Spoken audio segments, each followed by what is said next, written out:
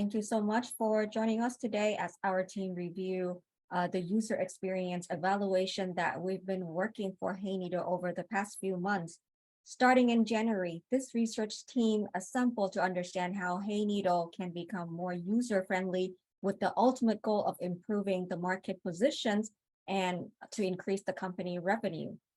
Today, we'll cover more about the importance of this research before diving into detailing the study conducted within our team of experts and involve actual users.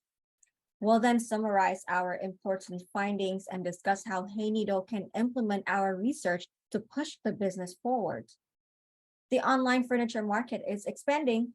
In fact, the size of the industry is set to grow by over 112 billion US dollars by 2026, which equate to a compound annual growth rate of 16.79%.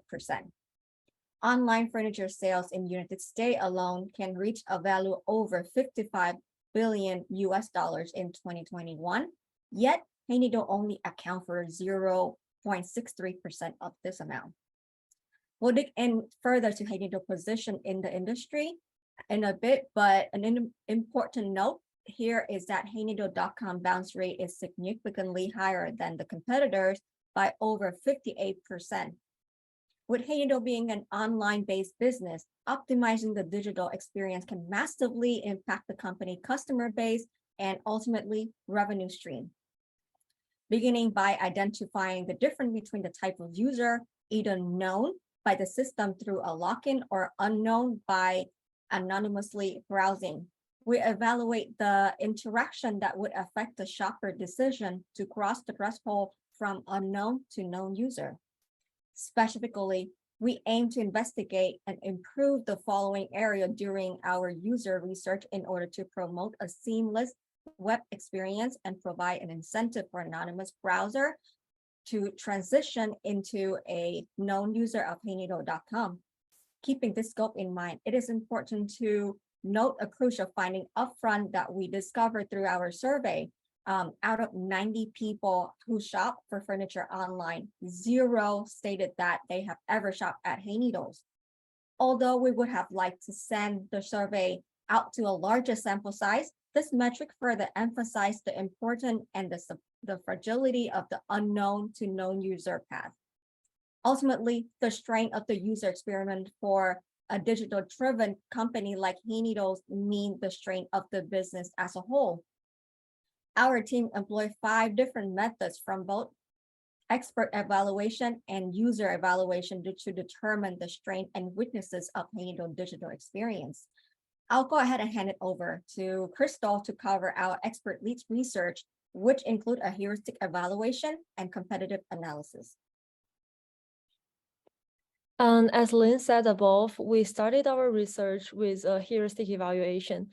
This is a method of analyzing the usability of a website based on Jacobs-Nielsen's 10 heuristics, which are essentially guidelines to ensure that the design is comprehensive, straightforward, and user-friendly. Our team of experts each conducted an individual evaluation of the in-scope experiences, including sign-up, navigating favorites, and interacting with the shopping cart. We then met as a group to compare our findings and synthesize the data together. From there, we broke down the results and compiled a list of key recommendations, which we later used as hypotheses for our user testings.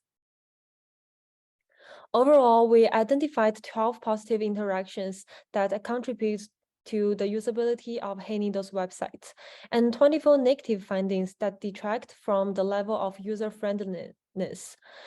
Based on the number of improvement opportunities along with the severity of the violations, we determined that the heuristics that most urgently need to be addressed are, firstly, visibility of system status, which states that the design should always keep user informed. Specifically, the navigation and the sign-up experiences were found to be particularly difficult to locate or interact with. Second, consistency and standard, which urges designs to not stray too far from industry conventions. We found distinct uniqueness within the account creation flow that may confuse shoppers or even frustrate them due to the level of unfamiliarity. And third, user control and freedom, which means that the design accommodates inevitable mistakes. Our team ran into dead ends on multiple occasions while exploring the user pathways, which added complexity to an otherwise simple process. The second evaluation that our team conducted was a competitive analysis, which generates insights to ultimately improve a company's business strategy by digging into key players in the industry. With the goal of identifying Hayneedle's position in the online furniture retail landscape, we chose 5 competitors, 3 of which are direct competitors to Hayneedle, and 2 that have offering beyond home furnishing. Our team dug into 3 key areas to assess Hayneedle's competitive position and to compile a list of actionable recommendations, including product offering, customer services, and digital presence. We also analyzed an influencer in the broader retail industry to identify areas of innovation that can be applied to Hayneedle's business.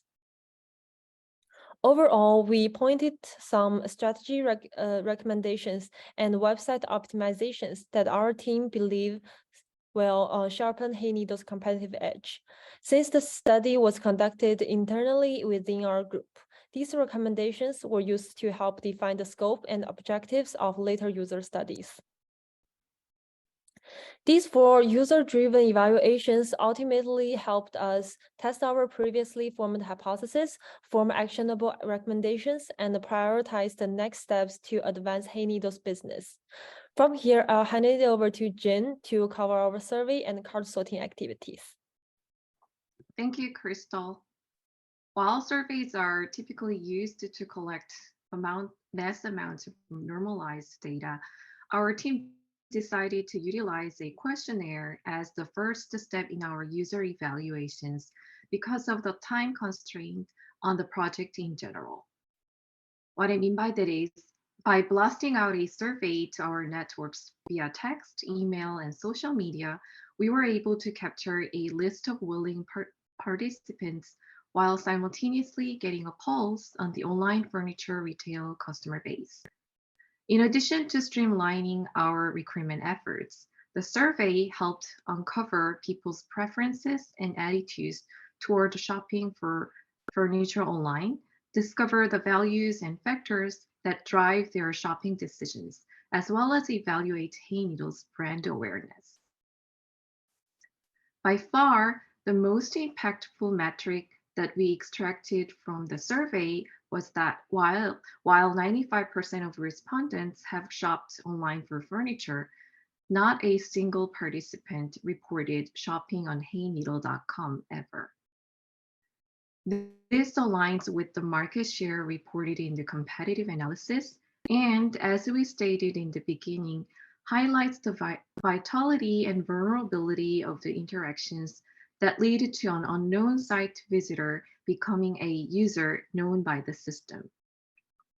The next stage in our research was to conduct a card sorting activity in which participants would drag and drop menu items into the categories that made the most sense to them. This exercise helped us analyze analyze the intuitiveness of the main navigation on Hayneedle.com and gave us ideas to improve the information architecture. One limitation to note here is that subcategories were not supported by the testing platform, so we chose to forego the 3rd level classification and focus on how the 2nd level of item fits into the menu headers. Despite these limitations, we were still able to extract valuable insights that informed the remaining 2 user tests. First, we saw that 52% of the 50 participants noticed that at least one of the categories confused them. The vast majority, at 72%, struggled with this exercise, stating that they had difficulty classifying the items in general. We opted for a hybrid approach in which we provided the existing categories but allowed the participants to create their own if they didn't see a clear match. Across the 50 people who completed this activity, 40 new groups were created, mostly across the themes of kitchen, baby, and office, which are not currently categories in Hayneedle's top navigation. With analysis up to this point covering general usability, market positioning, and information architecture, our final two tests focused on users' ability to reach specified goals on the website. Renee, I'll hand it off to you to cover the quantitative and qualitative tests. Thank you, Jen. As Jen mentioned, the purpose of a quantitative test is to measure how quickly and accurately participants can complete a series of tasks on the website. With 4 prior tests having at least preliminary results at this point, our team defined 5 missions for participants to complete in our quantitative study. We use this test to uncover how users are currently using the website, as well as to triangulate our findings. Despite being under a time constraint, we managed to recruit 34 participants for the study, which is slightly below the recommended threshold of 40 participants by experts. However, we believe that this sample size is sufficient to allow us to uncover major usability issues. In order to conduct the study, our team built out a clickable prototype that included the functionality needed to complete the preset goals. And the total of 5 assigned tasks, 2 generated notably high misclick rates, which indicated that users struggled with completing these workflows. First, the process of creating an account was found to be unintuitive for users. The 67.5% misclick rate indicated that users were misdirected. But on top of that, 27% of participants reported confusion in regards to the layout of the sign-in and sign-up being split into 2 parallel sections. The dark red spot on the heat map shown here portrays where users clicked, which spread across the first row on both the login and account creation sides. Second, when asked to add an item to their favorites list, 65% of users click around the Add to Cart button, resulting in a 52.7% misclick rate. Many of them didn't expect the favorites icon to be in the top right-hand corner of the item image. To complement the data found around the task in a quantitative study, our team used the same task with added interventions to gain deeper insights into how users interact with Hayneedle's website through a qualitative approach. With 6 participants instead of the 34 who completed the previous study, the goals were to uncover people's thought process as they complete the tasks and identify relevant pain points that may emerge while doing so. First, for tasks with added interventions, we found that the user's expectations of the account creation process did not align with what they're used to. Because of the lack of integrations in the sign-up flow, such as SSO with Google, users noted that they're not able to take any shortcuts that would speed up the process. When typing a password, the site visitor is not given an option to uncover what they're writing. The password requirements are also initially hidden, only emerging after an error has already occurred. Second, we found that users expressed distrust towards the website when they encountered curated content that included irrelevant information or low-quality suggestions. Lastly, we learned that users' overall impression of the website's look and feel was negatively affected by the relatively low readability attributed to small font sizes, inconsistent spacing, and low color contrast. Additionally, the furniture navigation bar and categories were found to be unintuitive. Before we jump into how Hayneedle can improve this experience for users, I will let John go over the key insights that we extracted from our research. Wonderful research. Thank you so much, Renee. Jumping right in, the first of 6 insights that we found to be consistent across multiple tests is that shoppers ultimately want a more intuitive way to navigate through the site. Tying back into metrics from the card sort activity that we covered earlier, we know that users are confused by some of the categorization choices and names. One person in the qualitative study even mentioned the navigation bar as being way too busy and crowded, which can be overwhelming and off-putting. The second insight specific to the sign-up workflow, which again is vital for the unknown to known user pathway, We learned through the research that shoppers want account creation to be intuitive yet simple. Supported by the misclick rate from the quantitative study and multiple quotes from participants of the qualitative study, our team believes that anonymous browsers have a better chance of registering with Hayneedle if the process is streamlined and matches their expectations or mental models. Next, our team discovered that shoppers are thrown off by unfamiliar placement or formatting. Straying from industry standards occasionally pays off, but we found through competitive analysis and quantitative research that veering from the mental models that users have established is incredibly risky and is likely contributing to the higher than normal bounce rate on the website. Although potentially obvious, it's important to note that customers also shop with Hayneedle's competitors. In fact, as supported by our survey results, shoppers mostly shop with Hayneedle's competitors, with participants citing 28 additional businesses and indicated other store types like thrift shops where they purchase furniture. Fifth, we found evidence of shoppers wanting to buy furniture from websites they trust. The qualitative study surfaced quotes indicating that users are extremely sensitive to curated content on websites and can easily spot it. They want to see content that comes across as authentic, not perfect. And finally, our team concluded that shoppers have a certain level of expectations for customer service. In a world of same-day delivery, conversational AI, and I don't know, drones, this isn't entirely surprising. But through competitive analysis, we discovered that Hayneedle has the most limited support availability, and they do not offer live chat option for users.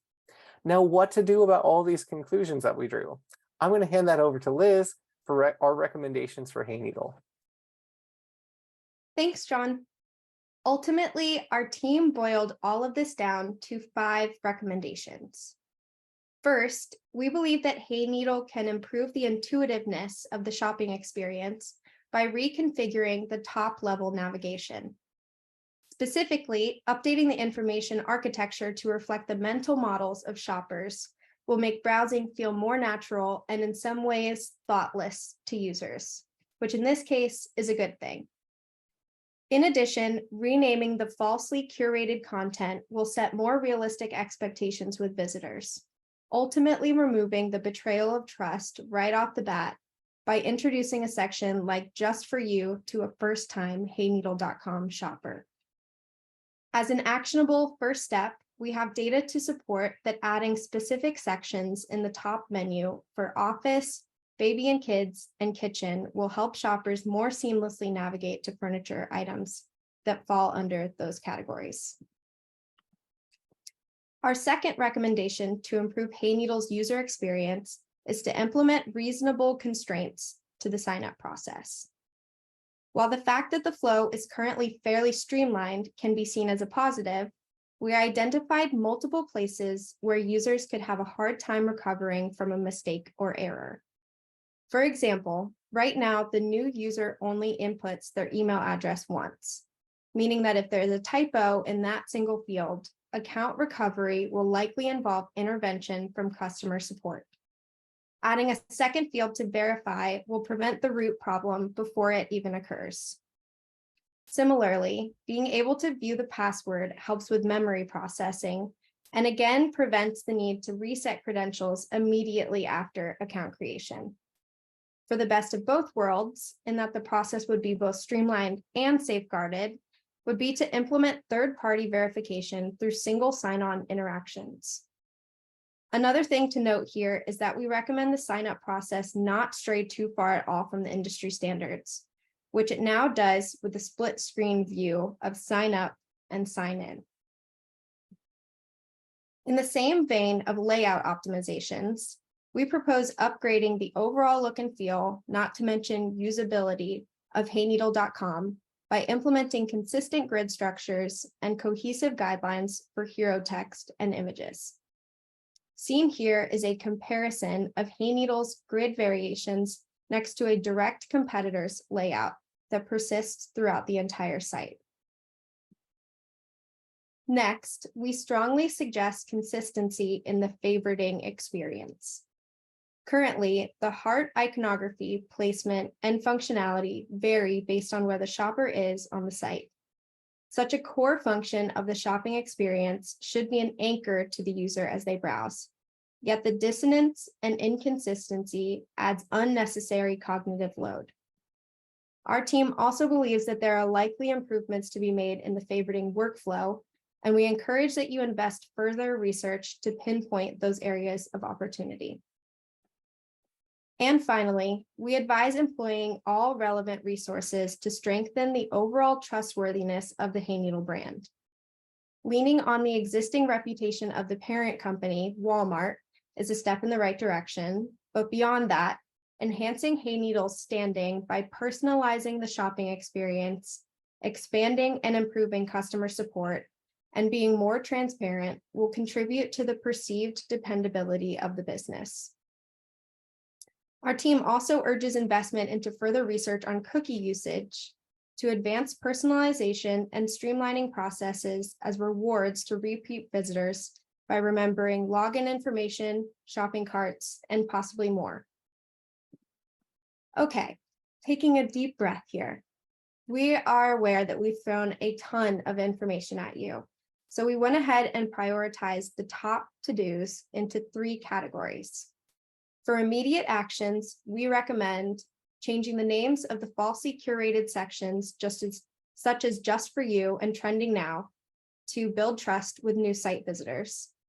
Adding categories for kitchen and kids and baby in the top level navigation, and applying a consistent grid structure to the website content.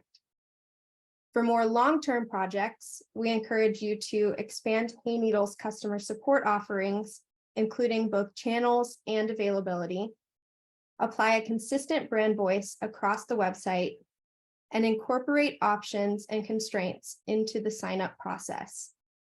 Finally, our team believes that Hayneedle could benefit from further research around the favoriting workflow and icon placement, cookie usage to personalize the shopping experience, and examination and research into marketing strategies. Thank you again for joining us today.